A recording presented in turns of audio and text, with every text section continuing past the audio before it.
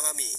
Jadi Mossad mengakui ada pernyataan bahwa Yesus itu anak Allah. Al-Quran tidak pernah keliru, sampai kapanpun Al-Quran itu akan tetap mengatakan hal yang benar. Lalu kemudian ketika Anda mengatakan Yesus itu nama Tuhan yang akan datang, di mana Anda mengambil kitabnya orang Yahudi, aku menyatakan diri kepada Abraham, Ishak dan Yakub, tapi tentang namaku aku belum menyatakan kepada mereka. Lalu kemudian Anda melakukan framing nama Tuhannya Abraham, Ishak dan Yakub itu adalah Yesus. Saya geli dengarnya, ya.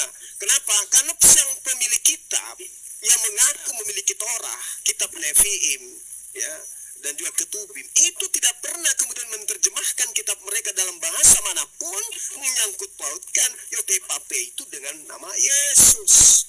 Bahkan ketika mereka menerjemahkan kitab mereka ke dalam bahasa Arab, yang muncul di situ kata Allah, bukan Isa, bukan Yeshua HaMasiah, bukan. Sementara ketika tanggal kenaikan daripada Tuhan kalian dari kematian, yang disebut di situ kenaikan Isa Al-Masih. Yang kalian peringati itu kenaikan Isa Al-Masih. Jadi di mana logika berpikirnya ketika Tuhannya orang Yahudi tidak menyebut namanya dengan sebutan Yesus, tapi kalian, aduh, ya sangat-sangat membuat saya geli gitu. Kemudian yang terakhir tentang Yeremia 31 nomor 31. Bung, perjanjian lamanya itu menyelamatkan Bani Israel dari perbudakan. Perjanjian barunya itu menanamkan hukum Taurat ke dalam batin setiap Bani Israel. Itu perjanjian barunya. Lalu kemana surah-surah Paulus? Ayo, perjanjian baru yang Anda maksud itu kemana perginya? Dari mana asalnya? Sementara Yesus ketika dia datang kepada Bani Israel, Yohanes 17 nomor 8, segala firman yang engkau sampaikan kepadaku telah aku sampaikan kepada mereka.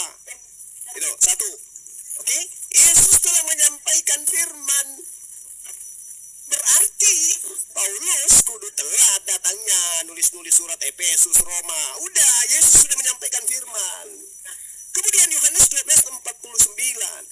Sebab aku berkata-kata bukan dari diriku sendiri. Yesus loh, tidak berkata-kata dari dirinya sendiri. Apa yang dikatakan adalah apa yang diperintahkan oleh Tuhannya untuk ia katakan dan ia sampaikan.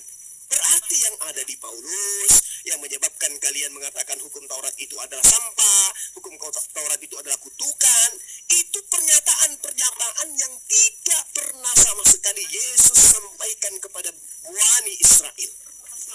Ketiga, Yohanes 14 nomor 24. Barang siapa tidak mengasihi aku, ia tidak menuruti perkataanku.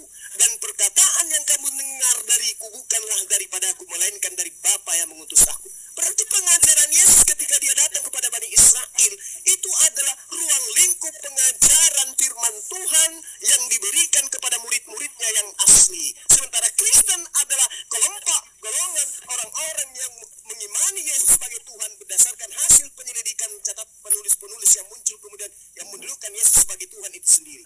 Kalau Yesus mensucikan firman Tuhannya dan tidak menambahi dan tidak mengurangi. Itulah yang dikatakan Injil. Nah, kalau perjanjian baru, Bung, sekali lagi, perjanjian barunya orang Yahudi itu adalah Taurat. Mereka ditanamkan dalam batin mereka hukum-hukum Tuhan berupa Torah yang diterima oleh Nabi Musa. Anda jangan mencoba untuk mengganti Torah dengan surah-surah Paulus in the gang. Silakan, sahabat Muslim.